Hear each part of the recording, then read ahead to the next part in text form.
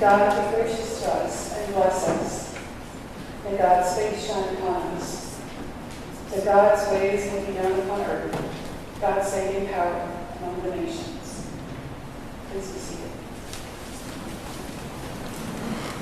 Good morning.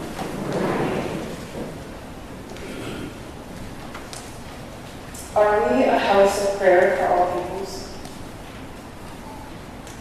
A reading from Isaiah describes a house of prayer for all peoples as being a place where all who enter can join themselves to God. A place where all can minister to God. Love the name of the Lord. Be God's servants. Keep the Sabbath. And hold the covenant. The covenant is what it's all about. Covenant is being in a special relationship with God. Observing the Sabbath was one of the main features of Jesus' life. But he held it and observed it very differently from some of their religious leaders of the day. Jesus was very clear that many during his day had become too focused on external rules, such as what to do and not do on the Sabbath. They even calculated, have you heard this before? You could only walk so many steps on the Sabbath. And as soon as you had more than a certain number, you were considered to have broken the Sabbath. Jesus was trying to explain to them that they missed the point. They had made the rules the focal point.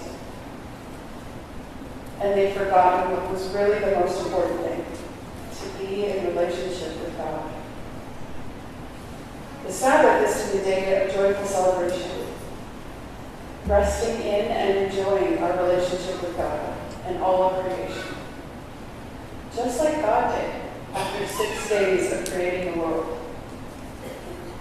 God rested on the seventh day and joyfully celebrated all that God had made, declaring over and over again, it is good. After Moses led the Israelites out of slavery, the Sabbath also became a day of remembering all that God had delivered them from. So what are you celebrating this week? What are you thankful that God has delivered you from? How are you enjoying your relationship with God today? How are you resting in God's love? One of the things that I'm celebrating today and every Sabbath since I joined the Episcopal Church is the reality that Jesus came to invite all people into the way of God's love. And that we get to celebrate this inclusive love God has for everyone every Sunday. And this is so needed today. So many of you in the listening sessions talked about how you want to see more young people. What young people are longing for is this focus on love. Too often they go into Christian churches and hear judgment and exclusion. What a gift right now that the Episcopal Church, this beautiful community that we're a part of, is such a community of love. I remember last year at our convention, Bishop Michael Curry came to speak, the former presiding bishop of the Episcopal Church. And he was one of the biggest reasons I became a Episcopalian. It's another story for another time. But Bishop Curry got up, and the way they introduced him, they said, "This is the love guy." And I was like, I want to be known as the love lady. That's now my goal, is I want to be the love lady. I love that. We should be known. Remember that old song, "You'll know they are Christians by their love"? We should be known for our love. At first, our readings, though, they don't quite sound like this inclusive love, do they? Jesus sounds awful towards this woman. This woman who is a Canaanite, pleading for her daughter. But it's really important to read today's gospel as part of a much larger whole. The author of Matthew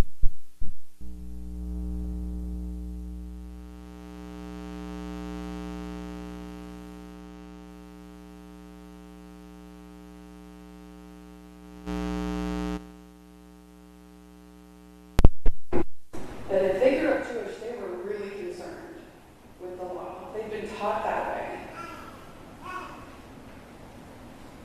So this difference with Matthew writing to people who've been waiting for a Messiah, someone who was going to deliver them from the cruelties of the Roman Empire that they were suffering under. And they thought it was going to be violent. They expected that the Messiah was going to come and do this huge violent overthrow. And throughout Matthew's gospel, Matthew is trying to help them see that Jesus came to show another way to talk about abuses of power. And that way is love. But the Jewish people of the day were governed by two groups of priests, the Sadducees and the Pharisees. The Sadducees were more concerned with playing nice with the Roman Empire. They wanted the wealth and the safety and the status of playing nice with the empire. The Pharisees were a group of priests who were fixated on the letter of the law. And throughout Matthew's gospel, Jesus is repeatedly trying to help them understand the heart of the law. Jesus wants them to understand that keeping the Sabbath is not so much about what you do or do not do externally. It's about what's going on in your heart. How you are deepening and celebrating your relationship with God. It's giving thanks for all of the good work that you've been able to do this week. For God and through God. At first, it seems like Jesus is being so rude to this Canaanite woman. When I read this passage out of context, I flinch. And I think this is not the Jesus I know and love. But then I remember the larger context of Matthew's gospel and how he's trying to teach the Jewish people. And earlier in chapter, I think it's 5, that's numbers. But I think it's earlier in Matthew chapter 5 where Jesus says to them, I'm not going to get rid of the law. I'm going to fulfill it. So he's not throwing it out completely, but he wants them to understand the whole purpose of the laws. Jesus understands how the Pharisees have been teaching the Israelites to judge the Canaanites. Now, Canaanites were people who were polytheists. That means they worshipped many gods. Regardless of that, Jesus is showing them, through this interaction with the Canaanite woman, he's showing them and he's showing us today that it is the Canaanite woman's faith, experience, and belief in Jesus' message of healing and love that is the key. And that healing and this way of love is for all. Can we love like that? Can we love in a way that extends the love of God to everyone?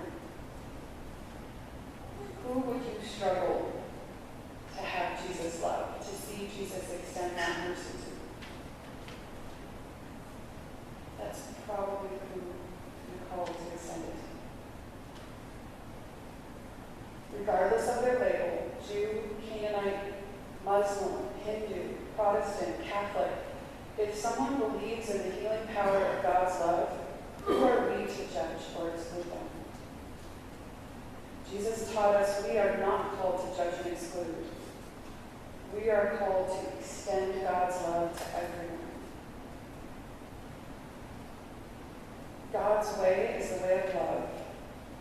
And Jesus shows us that the power of this love is for everyone and all, and it should be a dynamic reality that on the Sabbath, we're growing.